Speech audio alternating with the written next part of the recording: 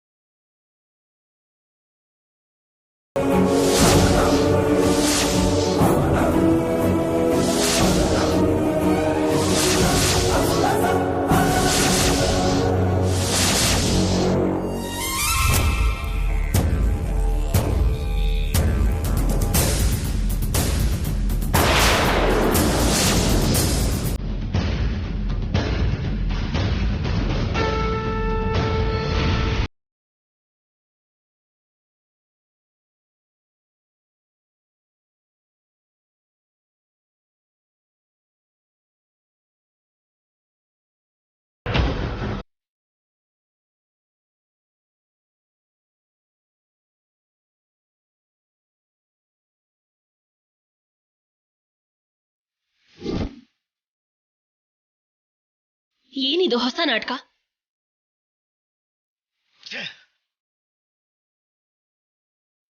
ಇವನು ನೋಡಿದ್ರೆ ಒಳ್ಳೆ ಒಂಥರ ನಾಟಕ ಆಡ್ತಿದ್ದಾನೆ, ನಿನ್ನ ನೋಡಿದ್ರೆ ಹೊಟ್ಟೆ ಬರ್ಸ್ಕೊಂಡ್ ಬಂದಿದ್ಯಾ. ಏನೇ ಇದೆಲ್ಲ?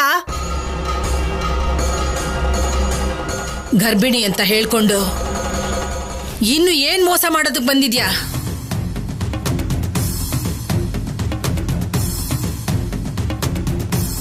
ಒಬ್ರು ಹಿಂದೆ ಒಬ್ರು ಬಂದಿದ್ದಾರೆ ಅಂದ್ರೆ ಹಿಂದೆನೆ ಲಾಯರು ಬರ್ತಾರೆ.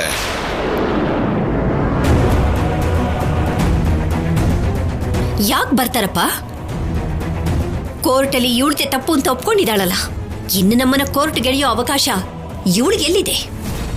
ನಾವು ನಡೆದಿದ್ದನ್ನೆಲ್ಲ ಮರ್ತು ಹೋಗಿ ಅಂತ ಹೇಳೋದಕ್ಕೆ ಬಂದ್ವಿ.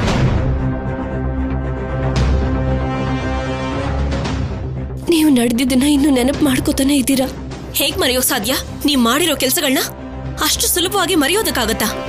ನಮ್ ಪ್ರಾಣನೇ ತೆಗಿಯೋಕ್ ಬಂದಿದ್ದ ನಿನ್ ಜೊತೆ ಇಷ್ಟೊತ್ತು ಮಾತಾಡ್ತಿರೋದೇ ದೊಡ್ಡ ತಪ್ಪು. ಸಾಕು, ಇಲ್ಲಿವರೆಗೂ ನೀವು ಮಾಡಿದ ನಾಟಕ ಎಲ್ಲ ಸಾಕು, ಮೊದ್ಲಿಂದ ಹೊರಡಿ.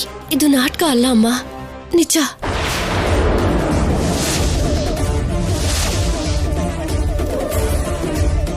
ನಾನ್ ತಾಯಿ ಆಗ್ತಾ ಇದ್ದೀನಿ, ಅದಕ್ಕೆ ಕಷ್ಟಪಟ್ಟು ಸಿದ್ದುನ ಕೂಡ ಹೊರಗಡೆ ಕರ್ಕೊಂಡು ಬಂದೆ.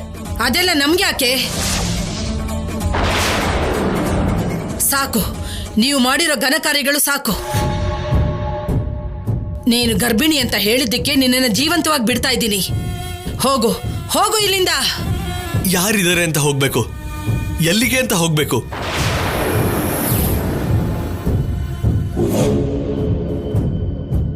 ಹಾಗಂತ ಬಂದು ನಮ್ಮನೇಲಿ ಇರ್ಬೇಕು ಅಂತಿದ್ದೀರಾ?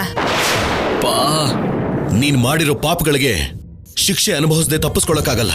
ನಿನ್ನ ಸಾವು ನನ್ನ ಕೈಯಲ್ಲೇ ಕಣೋ. ಹೀಗೆಲ್ಲ ಮಾತಾಡ್ಬೇಡ, ನನ್ ಮಗು ಅನಾಥ ಆಗ್ಬಿಡುತ್ತೆ.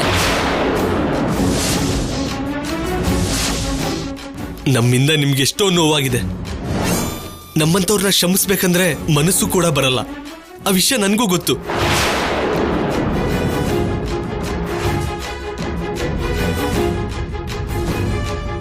ನಮ್ ಬಗ್ಗೆ ಯೋಚನೆ ಮಾಡಬೇಡಿ, ನಮ್ಮನ್ನು ಕ್ಷಮಿಸ್ಲೂಬೇಡಿ.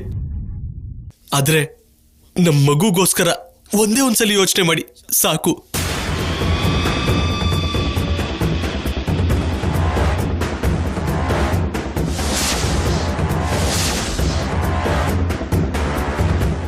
ನನ್ನ ಮಗು ಹುಟ್ಟೋ ಸಮಯಕ್ಕೆ ನಾನು ಜೈಲಲ್ಲಿರ್ಬೇಕು ಅಂತ ಅನ್ಕೊಂಡಿರ್ಲಿಲ್ಲ. ನಮ್ಮಪ್ಪ ಇಷ್ಟು ಕೆಟ್ಟವನು ಅಂತ ನನ್ನ ಮಗು ನನ್ನ ಬಗ್ಗೆ ನೋವು ಪಟ್ಕೋಬಾರ್ದು.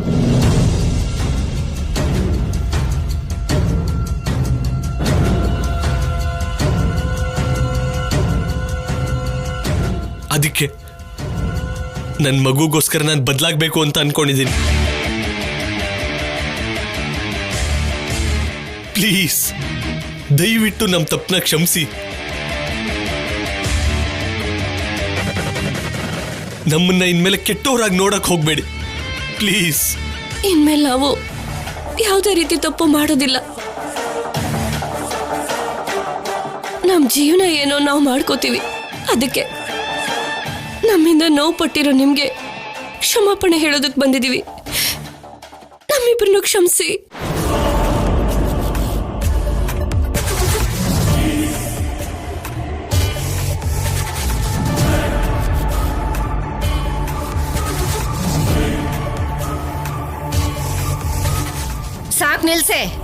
ನಿಮ್ಮನ್ನ ನಂಬೋದು ಅಂದ್ರೆ ಹಾವಿಗೆ ಹಾಲೆರ್ದ ಹಾಗೇನೆ. ನಿನ್ನ ನನ್ನ ಮಗನ ಕೊಟ್ಟು ಮದ್ವೆ ಮಾಡಿಸಿದಕ್ಕೆ ನೀನು ಮಾಡಿದ್ದೇನು? ಏನೇ ನೀನ್ ಮಾಡಿದ್ದು? ಎಳೆ ಮಗು ಅಂತ ಕೂಡ ನೋಡ್ದೇನೆ ಇವನ್ ಜೊತೆಲಿ ಓಡ್ಹೋದೆ. ಅಂತವಳು ನೀನ್ ಬದ್ಲಾಗ್ತೀಯ. ನಾವೆಷ್ಟೇ ಹೇಳಿದ್ರು ನೀವು ನಂಬಲ್ಲ ಅಂತ ನನ್ಗೆ ಗೊತ್ತು. ಗೊತ್ತಿದ್ದು ಕೂಡ ಇಷ್ಟು ದೂರ ಯಾಕೆ ಬಂದಿದೀವಿ ಗೊತ್ತಾ? ನನ್ನ ತಾತ ಕೂಡ ಸತ್ ಹೋದ್ರು.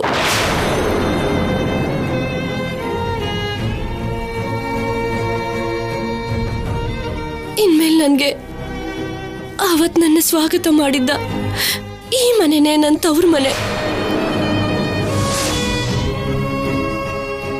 ಅವತ್ತು ಜಗಳ ಮಾಡಿ ನನ್ ಮಗು ನನಗೆ ಸಿಗದಿರೋ ಹಾಗೆ ಮಾಡ್ಕೊಂಡೆ. ಕನಿಷ್ಠ ಈ ಮಗುನಾದ್ರೂ ಒಳ್ಳೆ ತಾಯಿಯಾಗಿ ಬೆಳೆಸ್ಬೇಕು ಅಂತ ಆಸೆ ಪಡ್ತಾ ಇದ್ದೀನಿ.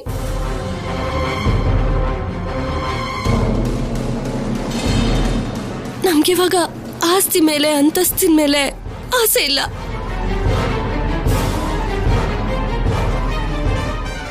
ನಮ್ಮ ಮಗು ಈ ಲೋಕ ನೋಡೋಷ್ಟೊತ್ತಿಗೆ ನಮ್ಮನ್ನ ನೋಡಿ ಅಸಹ್ಯ ಪಡೋ ಹಾಗೆ ನಾವಿರ್ಬಾರ್ದು. ಅದಕ್ಕೆ ನಮ್ಮ ಮಗುಗೋಸ್ಕರ ನಾವು ಬದಲಾಗ್ತೀವಿ.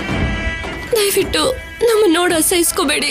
ನಿಮ್ ಮಾತು ನಂಬಿ ಮೋಸ ಹೋಗಿದ್ ಸಾಕು, ಹೊರಟೋಗಿ. ನೀವು ಬದಲಾಗಿದ್ದೀರಾ ಅಂದ್ರೆ ಪೂರ್ವದಲ್ಲಿ ಹುಟ್ಟೋ ಸೂರ್ಯ ಪಶ್ಚಿಮದಲ್ಲಿ ಹುಟ್ಟಿದಾಗೆ. ಸರಿ, ಬದ್ಲಾದ್ರೆ ಒಳ್ಳೇದೆ. ಹಾಗೇನೆ ಬದ್ಲಾದ್ರೂ ನಿಮ್ ಜೀವನ ನೀವು ನೋಡ್ಕೊಳ್ಳಿ. ನಮ್ಮನೆಗೆ ಯಾಕೆ ಬಂದ್ರಿ? ಹೊಟ್ಟೆಯಲ್ಲಿ ಮಗು ಇದೆ ಅಂತ ನೆಪ ಇಟ್ಕೊಂಡು ನಮಗ್ ಮತ್ತೆ ಮೋಸ ಮಾಡೋಕ್ ಬಂದ್ರೆ ಅದರಿಂದ ನಿಮ್ಗೆ ತೊಂದರೆ ಆಗೋದು. ಅಷ್ಟಕ್ಕೂ ಈಗ ಇದೆಲ್ಲ ಯಾಕೆ? ಚೆನ್ನಾಗಿ ಬದುಕಬೇಕು ಅಂತ ಅನ್ಕೋತಿರ್ಬೇಕಾದ್ರೆ ನೀವು ಹೇಳ್ಬೇಕಾದ ಅವಶ್ಯಕತೆ ಇಲ್ಲ. ನಿಮ್ ನಡವಳಿಕೆನೆ ಹೇಳುತ್ತೆ. ಹೊರಡಿ ಇಲ್ಲಿಂದ, ಹೊರಡಿ.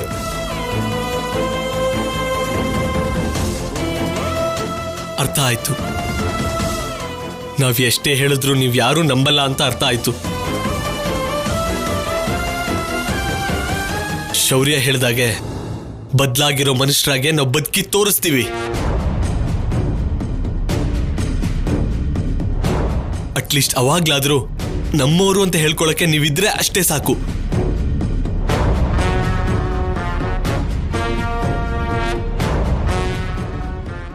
ನಡಿ ಸ್ಯಾಮ್.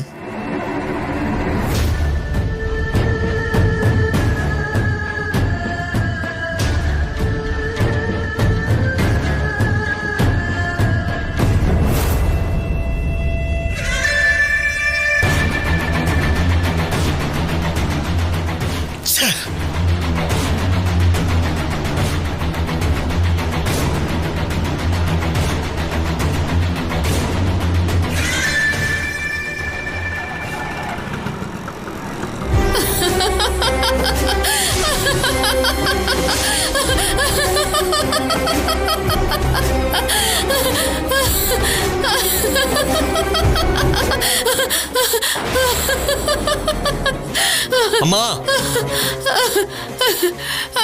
ಅಮ್ಮ. ಅತ್ತೆ, ನಿಮ್ಗೆ ಯಾಕೆ ಇಷ್ಟು ನಗು ಬರ್ತಿದೆ? ನಗ್ದೆ ಇನ್ನೇನ್ ಮಾಡ್ಲಿ ಹೇಳು? ಆ ಮನೆಗ್ ಹೋಗ್ಬೇಕು ಅಂದ್ರೆ ಕತ್ತಿ ಕಟಾರಿ ಹಿಡ್ಕೊಂಡು ಹೋಗ್ಬೇಕಾದವಳು ಅಂತದ್ರಲ್ಲಿ ಹೊಟ್ಟೆ ಒತ್ಕೊಂಡು ಹೋಗ್ತೀನಿ ಅಂದ್ರೆ ನಗು ಬರಲ್ವಾ? ಅಲ್ಲ, ನಿನ್ ಹೊಟ್ಟೆ ಬಂದ್ರೆ ಏನು, ಬರ್ಲಿಲ್ಲ ಅಂದ್ರೂ ಅವ್ರಿಗೇನು? ನೀನ್ ನನ್ ಮನೆ ಸೊಸೆ ಆಗಿದ್ಯಾ, ಇನ್ ನಿನ್ ಬಗ್ಗೆ ಯಾಕೆ ಅವ್ರು ಯೋಚನೆ ಮಾಡ್ತಾರೆ? ಸೀಮಂತಕ್ಕೋಸ್ಕರ ಅವ್ರ ಮನೆವರೆಗೂ ಹೋಗ್ಬೇಕಾ? ನಿನ್ ಸೀಮಂತ ನಾನೇ ಮಾಡ್ತೀನಿ, ನಿನ್ ಜೊತೆಲಿದ್ದು ನಾನೇ ಮಡ್ಲು ತುಂಬ್ತೀನಿ, ಸರಿನಾ?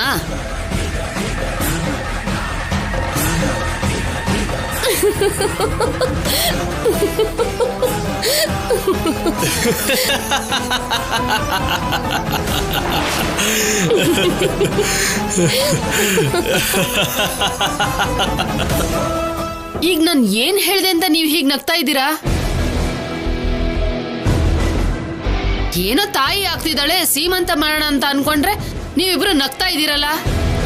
ಅಲ್ಲ, ಹೇಗ್ ಕಾಣಿಸ್ತಿದೀವತ್ತೆ ನಾವು ನಿಮ್ಗೆ? ಅವ್ರ ಮನೆಗೆ ಹೋಗಿ ಅವ್ರ ಕಾಲ್ ಮೇಲೆ ಬಿದ್ವಿ ಅಂದ್ರೆ ಗತಿ ಇಲ್ದೆ ಹೋಗಿದೀವಿ ಅನ್ಕೊಂಡ್ರಾ? ಮತ್ತೆ ನಾಚಿಕೆ ಇಲ್ಲದೆ ಯಾಕೆ ಹೋಗಿದ್ರಿ? ಕಾರಣ ಇಲ್ದೇನೆ ನಿನ್ ಮಗ ಯಾಕೆ ಹೋಗ್ತಾನಮ್ಮ? ಇಲ್ದೇ ಇರೋ ಮಗುಗೆ ಅವರಾದ್ರೂ ನೀನಾದ್ರೂ ಯಾಕೆ ಸೀಮಂತ ಮಾಡ್ತೀಯ ಹೇಳು?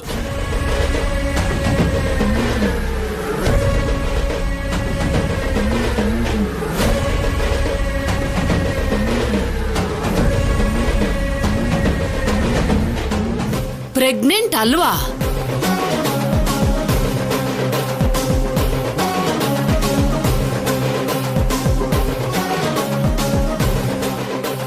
ಎಲ್ಲಿ ಕಳ್ಕೊಂಡಿದೀವೋ ಅಲ್ಲೇ ಪಡ್ಕೋಬೇಕು ಅಂತ ಅನ್ಕೊಂಡಿದೀವಿ. ಅದಕ್ಕೆ ನಮ್ ಪ್ರಯತ್ನ ನಾವು ಮಾಡ್ತಾ ಇದ್ದೀವಿ. ಅರ್ಥ ಆಗೋ ಹಾಗೆ ಹೇಳೆ. ಇಷ್ಟಕ್ಕೂ ನೀನ್ ಗರ್ಭಿಣಿನ ಅಲ್ವಾ? ಅವ್ರ ದೃಷ್ಟಿಲಿ ನಾನ್ ಗರ್ಭಿಣಿನೇ.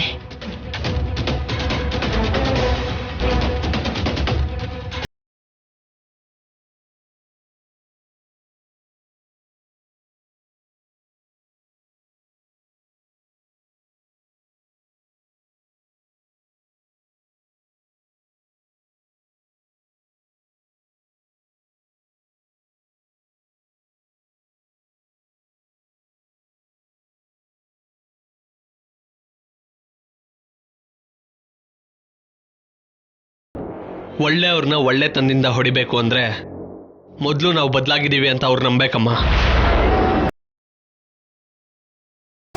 ಆ ನಂಬಿಕೆ ಬರಬೇಕು ಅಂದ್ರೆ ಈ ತರ ಸೆಂಟಿಮೆಂಟ್ ಇರಲೇಬೇಕು.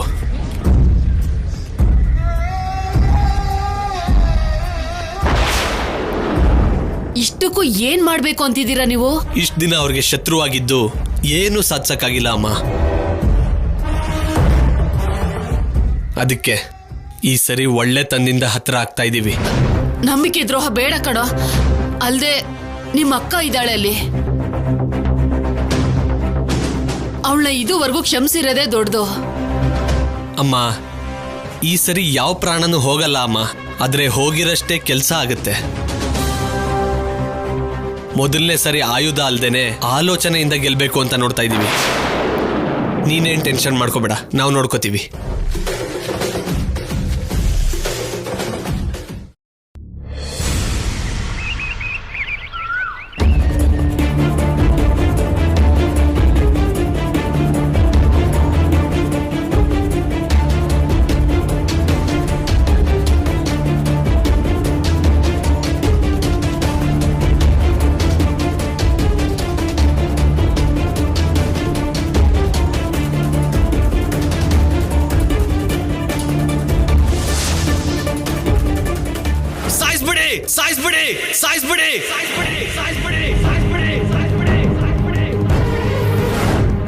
ನಾನ್ ತಾಯಿ ಆಗ್ತಾ ಇದ್ದೀನಿ.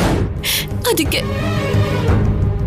ಕಷ್ಟಪಟ್ಟು ಸಿದ್ದುನ ಕೂಡ ಹೊರಗಡೆ ಕರ್ಕೊಂಡು ಬಂದೆ. ನಮ್ಮಿಂದ ನೋವು ಪಟ್ಟಿರೋ ನಿಮ್ಗೆ ಕ್ಷಮಾಪಣೆ ಹೇಳೋದಕ್ ಬಂದಿದೀವಿ. ನಮ್ಮಿಬ್ರನ್ನು ಕ್ಷಮಿಸಿ. ಅಷ್ಟಕ್ಕೂ ಅವ್ರು ಯಾಕೆ ಇಲ್ಲಿಗೆ ಬಂದ್ರು ಅಂತಾನೆ ಅರ್ಥ ಆಗ್ತಾ ಇಲ್ಲ. ಬಂದವ್ರಿಗೆ 4 ಬಾರ್ಸೋದನ್ನ ಬಿಟ್ಟು ಸುಮ್ನೆ ಕಳಿಸ್ಬಿಟ್ವಿ ನೋಡು, ಅದು ನಮ್ ತಪ್ಪು.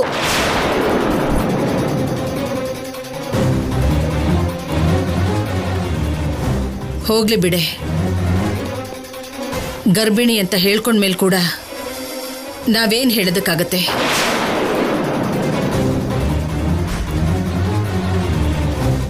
ಅದಕ್ಕೆ ಅಲ್ವಾ ಏನು ಹೇಳ್ದೆ ಸುಮ್ಮನೆ ಇದ್ದಿದ್ದು. ಗರ್ಭಿಣಿ ಹುಡುಗಿನ ಏನನ್ನಕ್ಕಾಗುತ್ತೆ? ಅವನ್ ಕೆಟ್ಟವನೇ.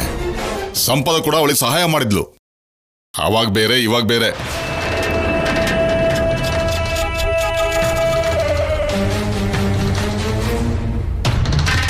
ಅವಾಗ್ಲೂ ಇವಾಗ್ಲೂ ಯಾವಾಗ್ಲೂ ಅವರು ಬದಲಾಗಲ್ಲ ತಾತ.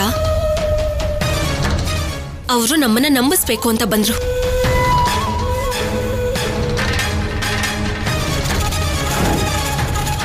ಅದ್ರಲ್ಲಿ ಅನುಮಾನನೇ ಇಲ್ಲ. ಸಾಧಾರಣವಾಗಿ ಅವ್ರ ಈ ಕಡೆಗೆ ಬರೋರೇ ಅಲ್ಲ. ಅಂಥದ್ರಲ್ಲಿ ಗಂಡ ಹೆಂಡತಿ ಇಬ್ರು ಇಲ್ಲಿ ತನಕ ಬಂದು ನಮ್ಮೆಲ್ರ ಮುಂದೆ ಇಷ್ಟೊಂದು ನಾಟಕ ಮಾಡಿದ್ದಾರೆ ಅಂದ್ರೆ ಇದು ಮಾಮೂಲಿ ವಿಷಯ ಅಲ್ಲ.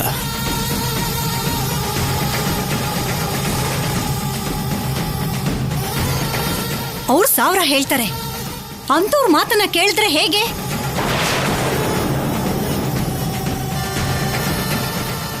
ಎಷ್ಟೋ ದಿನಗಳ ನಂತರ ಮೊದಲನೇ ಸಲ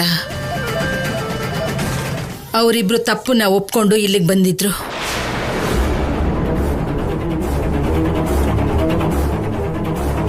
ಹಾಗಂತ ಅವಳ ಮಾತನ್ನ ನಂಬಿ ಅವರಿಬ್ರನ್ನ ಬಿಟ್ಬಿಡು ಅನ್ನೋಕ್ಕಾಗತ್ತಾ? ಛೇ, ಹಾಗಂತ ಅಲ್ಲ ರೀ.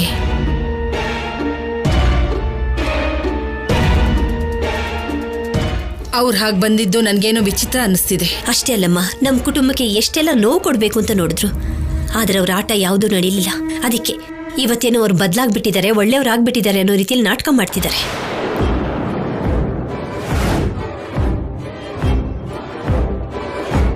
ಅವ್ರ ಬಗ್ಗೆ ನಾವಿಷ್ಟೆಲ್ಲ ಯೋಚನೆ ಮಾಡಬೇಕಾದ ಅವಶ್ಯಕತೆನೇ ಇಲ್ಲ, ಬಿಟ್ಬಿಡಿ.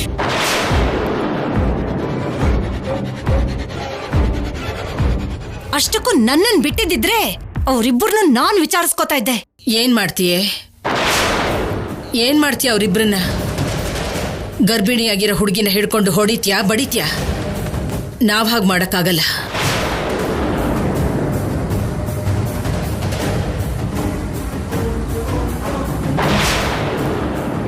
ಅವರಿಬ್ರು ಮನೆವರೆಗೂ ಬಂದಿದ್ದಾರೆ ಅಂದ್ರೆ ಯಾವುದೋ ಒಂದು ಕಾರಣ ಇಟ್ಕೊಂಡು ಬಂದಿರ್ತಾರೆ. ಸರಿ, ಬದಲಾಗಿದ್ರೆ ಆಗ್ಲಿ ಬಿಡು. ಬದಲಾಗಿದ್ರೆ ಅವ್ರಿಗೆ ತಾನೇ ಒಳ್ಳೇದು. ಅವ್ರಾಗ್ಲಿಲ್ಲ ಅಂದ್ರೆ ಅವ್ನು ನಿನ್ನೆವರೆಗೂ ಜೈಲಲ್ಲಿದ್ದ, ಅವನ ಜೊತೆ ಇದ್ದ ಇವಳಿಗೂ ಇವಾಗ ಜೈಲಿಗೆ ಹೋಗೋ ಪರಿಸ್ಥಿತಿ ಬರುತ್ತಷ್ಟೇ.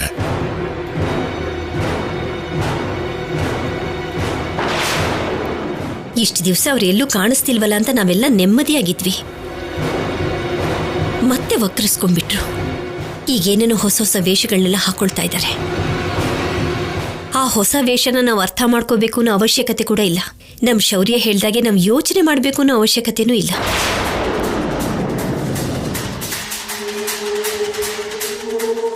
ಹೌದಮ್ಮ, ಒಳ್ಳೆಯವರು ಕೆಟ್ಟವರಾಗಿ ಬದಲಾಗ್ಬೋದು.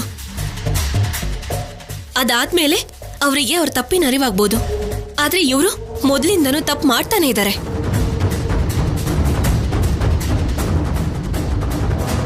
ಹೌದು ಕಲ್ಯಾಣಿ, ಕೊನೆಗೆ ತಮ್ಮ ಪ್ರಾಣನ ಕಾಪಾಡ್ಕೊಳ್ಳೋಕೆ ಅವತ್ತು ಮಗುನು ಕೂಡ ಅಡ್ಡ ಇಟ್ಕೊಂಡಿದ್ರು. ಮಗು ಅದೃಷ್ಟ ಚೆನ್ನಾಗಿತ್ತು, ಅವನಿಗೆ ಏನೂ ಆಗ್ಲಿಲ್ಲ.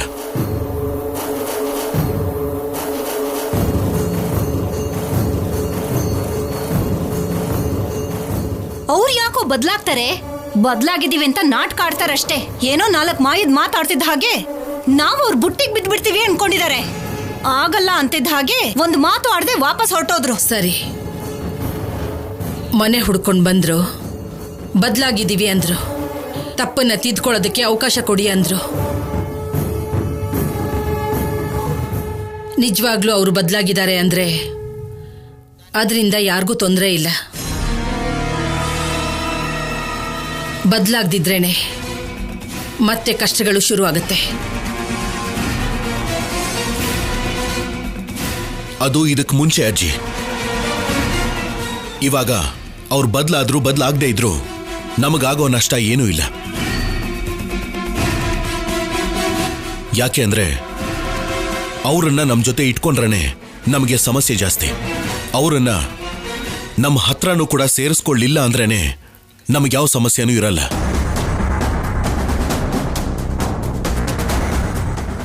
ಸಂಪದ ಗರ್ಭಿಣಿ ಆಗಿರೋದಂತೂ ನಿಜ. ಸಿದ್ದುಗೆ ತಂದೆ ಮಗು ಹುಟ್ಟತಾ ಇದೆಯಲ್ಲ ಅಂತ ಅವನು ಬದಲಾಗೋಕ್ಕೂ ಚಾನ್ಸಸ್ ಇದೆ. ಬದಲಾಗೋದು ಕೂಡ ಒಳ್ಳೇದೇ ತಾನೆ. ಹಾಗಾದ್ರೂ ಅವರಲ್ಲಿ ಮನುಷ್ಯತ್ವ ಬೆಳೆಯುತ್ತೋ ಏನೋ.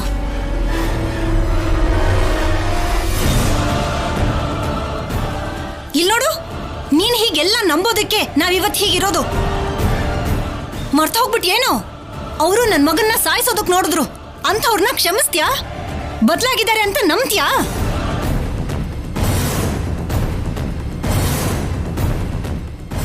ನಂಬು ಅಂತ ಯಾರು ಹೇಳಿದಮ್ಮ? ಬದಲಾದ್ರೆ ಒಳ್ಳೇದು ಅಂತ ಅನುಪಮ ಹೇಳ್ತಿದ್ದಾಳೆ. ಅಷ್ಟ್ ಬಿಟ್ರೆ ಅವ್ರನ್ನ ಮನೆ ಕರ್ಕೊಂಡ್ಬಂದು ಇಟ್ಕೊಳ್ಳಿ ಅಂತ ಇವಳೇನು ಹೇಳ್ತಾ ಇಲ್ವಲ್ಲ. ಅವ್ರು ಬದಲಾದ್ರು ಬದಲಾಗದೆ ಇದ್ರು ನಮಗೇನಂತೆ? ಅವರಿಂದ ನಾವು ಪಟ್ಟಿರೋ ಕಷ್ಟ ಸಾಕು. ಇವತ್ತೇನೋ ನಾವು ಬದಲಾಗಿದ್ದೀವಿ ಅಂದ ತಕ್ಷಣ ಅವ್ರನ್ನ ನಾವು ನಂಬಿಟ್ರೆ ನಾಳೆ ಏನಾದ್ರೂ ಅವರಿಂದ ತೊಂದರೆ ಆದ್ರೆ ನೋವು ಅನುಭವಿಸೋರು ನಾವೇ. ಚೇಚೆ, ಅವ್ರನ್ನ ನಂಬೋದಂದ್ರೆ ಏನ್ರಿ? ಪ್ರಾಣ ಹೋದ್ರೂ ಹಾಗೆ ನಡಿಬಾರ್ದು. ಎಲ್ರೂ ಅದೇ ಮಾತಾಗ್ ನಿಂತ್ರೆ ಒಳ್ಳೇದು. ನಾಟಕದ ಕಣ್ಣೀರ್ ಹಾಕಿ ನಾವು ಬದ್ಲಾಗಿದ್ದೀವಿ, ನಮ್ಗೆ ಆಶ್ರಯ ಕೊಡಿ, ನಿಮ್ಮನ್ ಬಿಟ್ರೆ ನಮ್ಗೆ ಬೇರೆ ಇನ್ಯಾರಿದ್ದಾರೆ ಅಂತ ಏನೇನೋ ಹೇಳಿದ್ರು.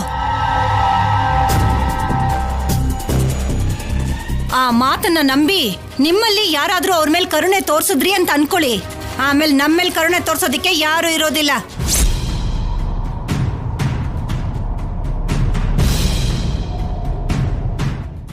ಈ ವಿಷಯ ಇಲ್ಲಿಗೆ ಬಿಟ್ಬಿಡಿ. ಅವ್ರು ಬಂದ್ರು ಹೋದ್ರು ಅಷ್ಟೇ. ಹೌದು, ಶೌರ್ಯ ಹೇಳ್ತಿರೋದು ನಿಜ.